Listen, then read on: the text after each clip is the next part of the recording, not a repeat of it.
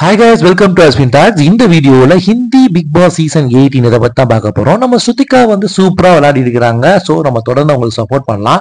இப்ப பாத்தீங்கன்னா நமக்கு சுத்திகாவுக்கும் ஷில்பாவுக்கும் ஒரு பெரிய சண்டையே நடந்திருக்குது. எதை வச்சுனாக்கா சுத்திகா வந்து கண்டுபிடிச்சிட்டாங்க. ஷில்பா தான் வந்து டபுள் கேம் ஆடுறாங்க. சுத்திகாவை பத்தி இல்லாத பொல்லாதையும் போய் கரண் வீட்டையும் சரி சும்டையும் சொல்லி அவங்கள ஏத்தி விடுறாங்கிறது வந்து சுத்திகாவுக்கு எப்படியோ தெரிய வந்துருச்சு. ஆல்ரெடியே வந்து பாத்தீங்கன்னா சுத்திகா வந்து ஷில்பா டபுள் கேம் விளையாடுறாங்க அப்படிங்கிறது வந்து சில இடத்துல வந்து சொல்லியிருப்பாங்க.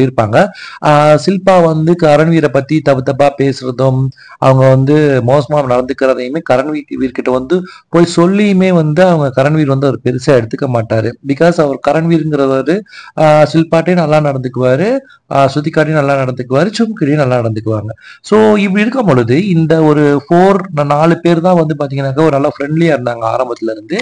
அதுல ஷில்பா வந்து எப்படி பாத்தீங்கன்னாக்கா எந்த டயத்துல யாரு வந்து பெஸ்டா இருக்காங்களோ, அவினாஷ் கேங் பெஸ்டா இருந்தா அவினாஷ் கூட போயிடுவாங்க.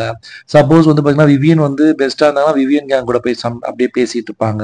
எப்ப வந்து நம்மளுடைய கரண்வீர் வந்து கொஞ்சம் பாசியா இருக்காரோ அப்போ வந்து இவங்க கூட வந்து அவர் டைம் ஸ்பெண்ட் பண்ண ஆரம்பிச்சிருவாங்க. அந்த மாதிரியே சும்மா பண்ணிட்டு இருக்கும் பொழுது சுத்திகாவுக்கு அப்பவே டவுட் ஆயிடுச்சு. ஸோ ஓகே இவங்க தான் வந்து எல்லா ப்ராப்ளத்துக்குமே காரணம் அப்படின்னு சொல்லிட்டு நம்மளையுமே டார்கெட் பண்ணி இவங்க வந்து தூக்க பாக்குறாங்கிறத தெரிஞ்சுக்கிட்டு போய் சொல்றாங்க. ஆனா எப்ப போய் சுத்திகா வந்து நம்மளுடைய ஷில்பா கிட்ட பேசினாலும் ஷில்பா வந்து எடுத்து வைக்கிற விஷயம் என்னன்னாக்கா சுத்திகாவுக்கு கொஞ்சம் கூட மரியாதையே தரல, மரியாதை தராம தான் அவ பேசுறா அப்படிங்கிற மாதிரி தான் சொல்றாங்க. அப்ப நான் எந்த விதத்துல உங்களுக்கு நான் மரியாதை தரல, எப்படி நான் உங்கள்கிட்ட மரியாதை தரணும் என்னங்கிறது நீங்க சொன்னா அந்த மாதிரி நடந்துக்குவேன்னு சுத்திகா கேட்டுமே ஷில்பா சொல்ற மாதிரி இல்லை. ஸோ இந்த மாதிரி வந்து பிரச்சனைகள் வளர்த்துக்கிட்டே போகும் பொழுது என்னாச்சுனாக்கா நம்மளுடைய ஹவுஸ்மேட்ஸ் எல்லாம் வந்து பிரிச்சு விட பாக்குறாங்க. இருந்தாலும் சுத்திகா விடுறமா இல்லை, அவங்க மனசுல இருக்க எல்லாத்தையுமே சொல்லிட்டு தான் போயிட்டாங்க. ஏன்னா இது எப்படி நடந்துச்சுனாக்கா ஆல்ரெடி நேற்று வந்து இவங்க ஷில்பா ஏத்தி விட்டனால்தான் வந்து சும் பாத்தீங்கன்னாக்கா சுத்திகாவோட ஒரு பயங்கரமான சண்டை போட்டிருப்பாங்க. ஆல்ரெடியே வந்து சுத்திகா வந்து கேவியோட சண்டை போட்டு அதுவுமே வந்து ஷில்பா ஏத்தி விட்டதுனாலதான் இருக்கும். சுதிகாவும் கேவியும் வந்து என்ன பண்ணுவாங்கனாக்கா 2 பேரும் வந்து சமரசம் ஆயிடுவாங்க, பேசி ஓகே அப்படிங்கிற மாதிரி சமரசம் ஆயிடுவாங்க. பட் ஆனா பாத்தீங்கன்னாக்கா நம்மளுடைய சும்மும் சுதிகாவும் வந்து பேசணும்னு நினைச்சாலுமே வந்து ஒரு மாதிரி ஏதோ 2 பேத்துக்குள்ளுமே ஒரு ஈகோ வந்து தடுத்துக்கிட்டே இருக்கும். என்னன்னு சொல்ல மாட்டாங்க, பேச ட்ரை பண்ணுவாங்க, கடைசியில் வந்து பேசாம விட்டுருவாங்க. இந்த மாதிரியே நடந்துட்டு இருந்துச்சு. அப்புறம் பாத்தீங்கன்னாக்கா இன்னைக்கு காலைல என்ன நடந்துச்சுனாக்கா சுதிகாவும் சும்மும் வந்து 2 பேரும் ஆக்சுவலா தனித்தனியா தான் இருப்பாங்க.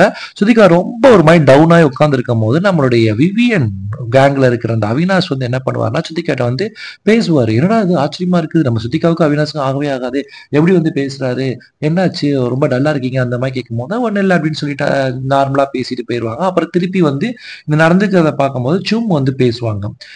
என்ன சுதிகா என்னாச்சு அப்படின்னு கேட்கும் பொழுது சொல்லுவாங்க சும், நம்ம 2 பேத்துக்கும் இந்த மாதிரி இவ்வளவு பெரிய சண்டை வந்திருக்க வேண்டியது இல்லை, ஏதோ ஒரு மிஸ் அண்டர்ஸ்டாண்டிங் தான் வந்திருக்கு, நம்மளுடைய ஃப்ரெண்ட்ஷிப் வந்து இதோட முடிய போறது இல்லை அப்படிங்கிற மாதிரி தான் அவங்களும் சொல்லியிருப்பாங்க. ஆல்ரெடி வந்து கேவியும் கிட்ட சமரசமாகும் பொழுதும் இதே மாதிரியான பேச்சுவார்த்தை தான் கேவியும் சொல்லியிருப்பாரு, சும்மா அதே மாதிரி தான் சொல்லியிருப்பாங்க. நம்ம இந்த வீட்டுக்குள்ள வேணா நம்ம இந்த மாதிரி சண்டை போட்டுக்கலாம், பட் நம்ம வெளில போய் ஒரு நல்ல லாங் டேர்ம் ஃப்ரெண்ட்ஷிப்பை வந்து மெயின்டைன் பண்ணுவோம்னு நினைக்கிறேன் அப்படிங்கிற மாதிரி சொல்லும் பொழுது ஓகே அதை தான் நான் எதிர்பார்க்கிறேன்னு சொல்லிட்டு 2 பேருமே அவங்களுக்குள்ள இருக்கிற மிஸ் அண்டர்ஸ்டாண்டிங்ஸை கிளியரா பேசி சால்வ் பண்ணிக்கிட்டாங்க.